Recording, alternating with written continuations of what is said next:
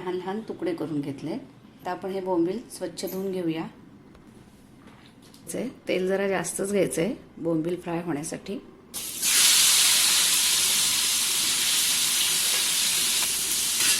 अगदी कुरकुरीत होईपर्यंत फ्राय करायचे. करून बंद करूनच धणे जिरे पूड तिखट वगैरे टाकायचं आहे, नाही तर गरम तव्यावरती ते जळते. आता धणे जिरे पूड टाकून घेतले. चवीप्रमाणे मीठ, तिखट.